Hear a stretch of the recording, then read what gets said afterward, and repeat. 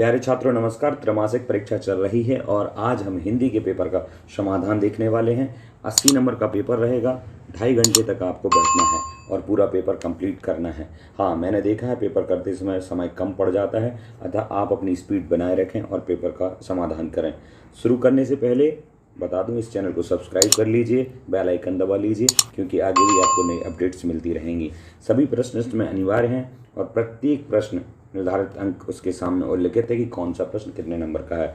तो पहला प्रश्न सही विकल्प चुनिए से शुरू करेंगे। उससे पहले मैं बता दूं, यह एक मॉडल पेपर है। मैं चीटिंग कराने के उद्देश्य से बिल्कुल नहीं कर रहा हूं और ना ही चीटिंग करनी चाहिए। इसी के अनुसार पेपर आएगा। हाँ, इस पेपर में से 50% से लेकर 30% से 50% तक क्वेश्चन आ सकते हैं। तो पहला क्वेश्चन क्या है देखते हैं। पहले 7 क्वेश्चन विकल्प के रूप में रहेंगे। भक्ति काल की कवियत्री हैं या कवि हैं? तो मीरा हैं, ललद्यक हैं, या दोनों हैं या कोई नहीं?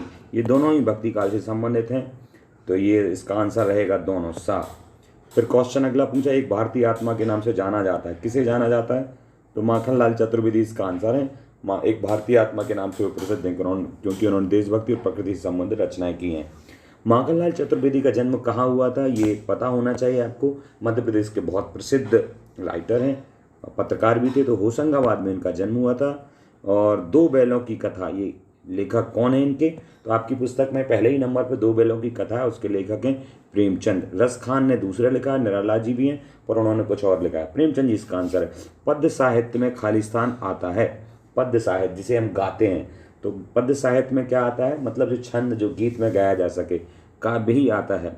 एकांकी नाटक जैसे होती है, कहानी सुनाने की होती है, निबंध बिना गीत गाने के लायक होता है। तो पद्य साहित्य में क्या आएगा? पद्य साहित्य में आएगा काव्य। इसका आंसर होगा ए। बीजक किनकी रचनाओं का संग्रह है? बहुत प्रसिद्ध राइटर हुए हैं, लेखक हुए हैं बीजक, जिनकी रचनाओं का संग्रह है। तो इनमें से जो चारों ऑप्शन हैं ये मिस्टेक कर चुके हैं, चारों ऑप्शन इसके नहीं है, ऐसा भी हो सकता है। बीजक कबीर की रचनाओं का संग्रह है। नेपाल का पड़ोसी देश क्या है? राहुल संस्कृतायन का जो पाठ है ल्यासा की ओर, उसमें ये वर्णन है। तो नेपाल का पड़ोसी देश जो है वो भारत भी है और चीन भी है। तो इसका उत्तर होगा 7 दोनों। अगला प्रश्न है खालिस्तान भरी। तो आपको पढ़ के ध्यान से खालिस्तान भरना है, क्योंकि इस पेपर से प्रश्न आ सकते हैं। रसात्मक वाक्य को खालिस्तान कहते हैं, काव्य कहते हैं या रस कहते हैं? तो रसात्मक वाक्य को काव्य कहते हैं। जो सहृदय को आनंद को अनुभूति दे वह है खालिस्तान। रस है, काव्य है या मीठा है? तो वैसे तो अच्छा काव्य हो तो आनंद देता है, मीठा भी आनंद देता है, पर यहाँ पर सहृदय को आनंद की अनुभूति रस के कारण से होती है, तो यहाँ रस लिखेंगे। अगला क्वेश्चन है मात्रा, वर्ण, यति, गति, लय, तुक आदि से सहित रचना खालिस्तान कहते हैं। किसे कहते हैं? नाटक में कोई लय गति नहीं होती, एकांकी भी नहीं होती, छंद में लय गति होती है, इसलिए इसका आंसर होगा छंद। दोहा में खालिस्तान चरण होते हैं। प्रत्येक छंद में अलग अलग सिस्टम होता है। जैसे कुंडलियों में 6 पंक्तियां होती हैं, 6 चरण होते हैं। और दोहा में कितने चरण होंगे? दोहा में 4 चरण होते हैं। अब अगला प्रश्न देखते हैं। काव्य की शोभा बढ़ाने वाले खालिस्तान होते हैं। रस या अलंकार? वैसे तो दोनों से शोभा होती है, पर अलंकार जैसे कोई स्त्री अलंकार या आभूषण पहनती है तो शोभा उसकी बढ़ती है, तो ऐसे ही काव्य की शोभा बढ़ाने वाले अलंकार होते हैं। रमणीय अर्थ का प्रतिपादक खालिस्तान होता है। तो पुस्तक से रमणीय अर्थ होता है या काव्य से? तो इसका उत्तर काव्य होगा। वाह नहीं वाह काव्य में, ठीक है, ये मिसप्रिंट होगा। क्वेश्चन नंबर इसकी का 7वां खालिस्तान एक रस है। इन दोनों में से रस कौन सा है? वीरता या श्रृंगार? श्रृंगार रस है। वीर अकेला लिखा हो तो वीर रस होता, पर वीरता एक गुण है, रस नहीं। अब आपको सही गलत बताना है।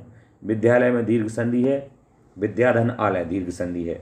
जैसे नरधन ईस नरेश होता है, तो वहाँ दीर्घ नहीं, वहाँ गुण है, क्योंकि एक ही मात्रा बनी। जहाँ एक ही मात्रा बने, ओ की मात्रा बने, जैसे परधन उपकार, परोपकार, तो यहाँ पर गुण संधि है। एक ही मात्रा बने तो गुण संधि है। पर विद्यालय में तो दीर्घ ही, विद्यालय, पुस्तकालय, भोजनालय आदि।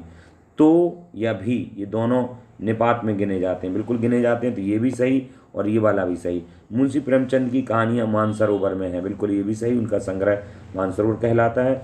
अगला राहुल सांस्कृतायन का जन्म आजमगढ़ उत्तर प्रदेश में हुआ था, बिल्कुल सही है ये। फिर रस खान का मूल नाम सैयद इब्राहिम था, ये भी बिल्कुल सही है। गद्य विधाओं में छंद आते हैं, ये गलत है, क्योंकि पद्य विधाओं में छंद आते हैं। गद्य तो कहानी, आख्यान, आलोचना, निबंध आदि कहलाते हैं, तो गद्य में छंद नहीं आते हैं। अगला प्रश्न, एक शब्द में उत्तर देना है। ये भी 6 प्रश्न है, 6 एक शब्द में उत्तर देना 6। परधन उपकार क्या होगा? परोपकार होगा, गौण संधि है। दीर्घ संधि कौन सी संधि के अंतर्गत आती है? तो 3 संधियाँ होती हैं, स्वर संधि, व्यंजन संधि और विसर्ग संधि। स्वर संधि के 5 वेद, उनमें पहला ही वेद है दीर्घ संधि।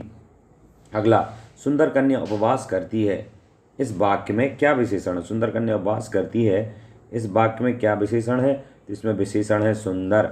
कन्या की विशेषता है सुंदर। पखापखी का क्या अर्थ है? ये पखापखी आपकी क्षितिज नाम की पुस्तक में एक शब्द है, पखापखी कविता में बीच में है, जिसका पखापखी का मतलब पक्ष विपक्ष। क्रिया सकर्मक के अलावा, तो इसका उत्तर होगा पक्ष विपक्ष दोनों, इसका मतलब है। क्रिया सकर्मक के अलावा कौन सी होती है? तो क्रिया के 2 भेद हैं, सकर्मक और अकर्मक, तो इसका आंसर लिखना है अकर्मक। प्रदीप शब्द में कौन सा उपसर्ग है? तो आप में इस शब्द का उपसर्ग क्या है? प्रा उपसर्ग है इसमें। इस प्रकार से क्वेश्चन नंबर 4 हुआ, 6 के 6 नंबर। अब सही जोड़ी मिलाना है, ये भी 6 नंबर की 6 हैं। फणीश्वर नाथ रेणु की जोड़ी किससे मिलेगी? तो फणीश्वर नाथ रेणु ने एक रचना लिखी है इस जल प्रलय में, पहली ही कृतिका का पाठ है, तो ये इससे मिलेगी। अनवरत का मतलब होता है निरंतर, तो अनवरत की जोड़ी निरंतर से मिलेगी। अनर्गल, अनर्गल मतलब बेतुका, ये फणीश्वर नाथ रेणु की रचना से प्रश्न है, अनर्गल का बेतुका हो जाएगा। अस्फुट, अस्फुट का मतलब होता है अस्पष्ट, और एक्सबिजनिज्म का मतलब होता है प्रदर्शनवाद। आसन्न प्रसवा मतलब जिसका बच्चा होने वाला हो, ऐसे शब्दों से जोड़ी इनकी मिली। अब हम देखते हैं 2-2 नंबर के जो प्रश्न हैं वो कैसे आएंगे, देख लेते हैं। आंखों को तारा, इस मुहावरे का अर्थ लिखिए। आपको कुछ भी परीक्षा में पूछा जा सकता है, तो आप इसका भी अर्थ लिख सकते हैं। आग बबूला होना, तो अगर 2 नंबर का प्रश्न है ऐसा, तो आपको उस मुहावरे का अर्थ भी लिखना है और वाक्य बना करके उस मुहावरे का अर्थ स्पष्ट करना है। जैसे आंखों का तारा मतलब लाड़ना, प्यारा होना, तो सीता जी को लवकुश आंखों के तारे हैं, ऐसा वाक्य बना सकते हैं। आग बबूला होना, आग बबूला होना मतलब बहुत अधिक क्रोधित होना, हो जाना। जैसे रामायण में जब रावण का पुत्र मारा जाता है तो रावण आग बबूला हो जाता है, ऐसा आप वाक्य लिख सकते हैं। गद्य विधाओं का परिचय दें। गद्य विधाओं में बहुत सारे वैसे भेद होते हैं, गद्य में क्या क्या आता है, पर मुख्यतः 6 नाम आते हैं गद्य में। नाटक, एकांकी और कहानी, निबंध, आलोचना और उपन्यास, ये 6 गद्य विधाओं में आते हैं। गद्य की डिटेल में आप ये लिख सकते हैं। मुंशी प्रेमचंद का परिचय अपने शब्दों में लिखें। उनका जन्म कहाँ हुआ, कौन से सन में हुआ, और साथ ही साथ उनकी रचनाएं क्या हैं, गोदान, मानसरोवर आदि, ये आपको लिखना होगा।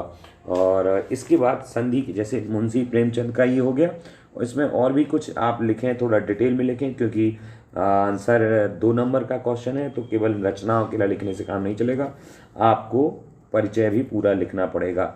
आगे देखते हैं, जैसे संधि के कितने भेद हैं? तो संधि के 3 भेद हैं, स्वर संधि, व्यंजन संधि, विसर्ग संधि। उदाहरण सहित बताइए, तो आप इसे उदाहरण सहित बताइएगा। अगला क्वेश्चन है, रस किसे कहते हैं? तो रस किसे कहते हैं? जो आनंद की अनुभूति दे, पहला क्वेश्चन भी बताया था, तो उसे रस कहते हैं। 2 नंबर का रस के नाम लिखिए, जो श्रृंगार रस, हास्य रस, रौद्र रस, बीभत्स हास्य रस आदि जो 9 रस हैं वो आप नाम लिख सकते हैं। वात्सल्य भी एक रस में आता है। काव्य की परिभाषा लिखकर उदाहरण सहित लिखिए। तो काव्य की बहुत सारी परिभाषाएं हैं, जैसे रमणीय अर्थ को प्रतिपादन करने वाला काव्य है, या फिर रसात्मक वाक्य को काव्य कहते हैं, या फिर उत्कृष्टता का बोध कराने वाला काव्य होता है। इस प्रकार से अलग अलग काव्य की परिभाषाएं हो सकती हैं। और काव्य के उदाहरण में आप कोई भी दोहा लिख सकते हैं, या प्रसिद्ध काव्यों के नाम भी लिख सकते हैं। रामायण भी एक काव्य है, रामचरितमानस भी एक काव्य है, या कोई पद्य भी एक काव्य के रूप में माना जाएगा। अगला प्रश्न है, कबीर का परिचय लिखकर उनकी रचनाओं के नाम लिखें। तो कबीर का परिचय, आपको परिचय लिखना होगा कि उनका जन्म कब हुआ, कौन से सन में हुआ, और परिचय के बाद फिर आपको उनकी रचनाएं लिखनी पड़ेंगी। तो बीजक उनकी रचनाओं का संग्रह है, कभी कभी उसको कबीर ग्रंथावली भी कहते हैं, तो ये लिखना होगा। तत्सम और तद्भव शब्दों में क्या अंतर है, ये प्रश्न बन सकता है, अगर नहीं तो उदाहरण भी पूछा जा सकता है। तत्सम में सा है और माँ है, तो आप समझ लीजिए जो संस्कृत जैसा शब्द स्पष्ट है, थोड़ा अच्छा लगे बोलने में, तो वो तत्सम है। और तद्भव मतलब होता है वो ही थोड़ा सा सरल के रूप में, सरलता में आ जाता है। जैसे उदाहरण से समझ लेते हैं, कपाट, कपाट मतलब होते हैं दरवाजे, और उसे तद्भव में किवाड़ बोलने लगे हैं। तो इस प्रकार से संस्कृत से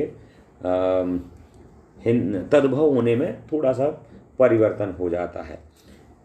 ऐसे ही अगला देखते हैं, बाढ़ के बाद हुए नुकसान का वर्णन करें।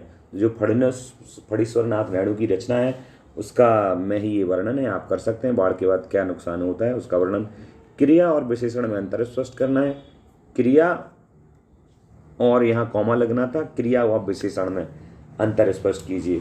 तो स्पष्ट विशेषण किसी शब्द की विशेषता बताता है, संज्ञा की विशेषता बताता है, और क्रिया जो कर्ता करता है वो क्रिया कहलाती है। उदाहरण से आप बता सकते हैं कि ये क्रिया है और ये विशेषण है। जैसे विशेषण में सुंदर बालक, तो बालक का विशेषण सुंदर है, परंतु क्रिया सुंदर बालक खेलता है, यहाँ खेलना क्रिया है। वैसे एक और है क्रिया विशेषण, और विशेषण में अंतर पूछा जा सकता है, तो आप उसका भी ध्यान रखिएगा। अगला है, बाढ़ की खबर सुनकर लोग किस तरह की तैयारी करने लगे। अब यह 3 नंबर के प्रश्न है, तो थोड़ा आंसर बड़ा लिखना पड़ेगा, 40 शब्द तक का। तो ये बाढ़ की बात सुनकर के क्या तैयारी लोग करते हैं आपको याद होना चाहिए। आए भी प्रश्न है, सवैया और दोहा छंद की परिभाषा लिखें। तो सवैया और दोहा ये वार्णिक छंद हैं, और सवैया में तो आप जानते हैं 22 से 26 तक की मात्राएं होती हैं। मतलब सवैया छंद में 22 से लेकर 22, 23 भी हो सकती हैं, 24 भी हो सकती हैं। अर्थात इस प्रकार से सवैया में 26 मात्राएं होती हैं, और दोहा में भी 4 चरण होते हैं। इस प्रकार से दोनों में अंतर हुआ। या परिभाषा लिखी और उदाहरण भी लिख सकते हैं। 3 नंबर का है, तो इस संसार में सच्चा संत कौन कहलाता है। ये कबीर के पाठ से प्रश्न है, तो आप उसमें से लिख सकते हैं समझ के। अखबार हेतु, अखबार के लिए आपके घर के उद्घाटन का एक विज्ञापन बनाएं। आपको अखबार में एक विज्ञापन देना है कि मेरे घर का उद्घाटन हो रहा है, आप पधारें, जो मेरे खास लोग हैं। तो आप कैसे उसका विज्ञापन बनाएंगे, या विज्ञापन कुछ भी आ सकता है कि आप एक कंपनी में अधिकारी हैं और आपको कंपनी में कुछ कर्मचारी की ज़रूरत है, तो आप एक विज्ञापन अखबार में दें। तो किस तरीके से विज्ञापन बनाएंगे, इसको बनाते समय ब्रैकेट में बंद कर दें। कोविड-19 की सावधानी पर एक निबंध लिखिए। ये भी पूछा जा सकता है, कोविड का समय था या है अभी भी, सावधानी कैसी रखनी चाहिए, इस पर निबंध लिखिए। और एक प्रश्न है यहाँ पर, कक्षा शिक्षक को नाम सुधरवाने का एक आवेदन पत्र लिखें। अवकाश के लिए आवेदन हो सकता है, ट्रांसफ़र के लिए आवेदन हो सकता है, स्थानांतरण। तो इस प्रकार से आवेदन लिखें। अलंकार किसे कहते हैं, उदाहरण शायद बताइए। अलंकार की परिभाषा क्या है और उसके उदाहरण, जैसे अलंकार में तो क्या क्या आएगा, उपमा हुआ, श्लेष हुआ, यमक हुआ, रूपक हुआ, और काव्य की शोभा बढ़ाने वाले अलंकार कहलाती हैं, पहले ही आया था। कबीर की दोहावली की विशेषताएं और सीख लिखिए। तो कबीर की दोहावली में क्या है, निर्गुण धारा के कवि हैं, भक्ति काल के कवि हैं कबीर, और उनकी विशेषताएं हैं कि वो भेदभाव नहीं करते, राम और रहीम दोनों को समानता के साथ निर्गुण भक्ति धारा की ओर ले जाते हैं। समाज में समरसता बनाए रखने के लिए कबीर की दोहावली बहुत अच्छी है। इस प्रकार से लिख सकते हैं। निपात किसे कहते हैं, उदाहरण से स्पष्ट करें। निपात, जैसे मैं बोलूँ मैं तो हूँ, मैं भी हूँ, तुम भी हो, तो ये भी, तो, इस तरह के शब्द अव्यय कहलाते हैं, ये सब ये निपात कहलाते हैं। तो ये 2 नंबर का क्वेश्चन अंत में। तो इस प्रकार से आपका 80 नंबर का पेपर है। इस पेपर में से बहुत कुछ आने की संभावना है, तो आप इसे ध्यान से देखें और सब्सक्राइब करें। नमस्कार।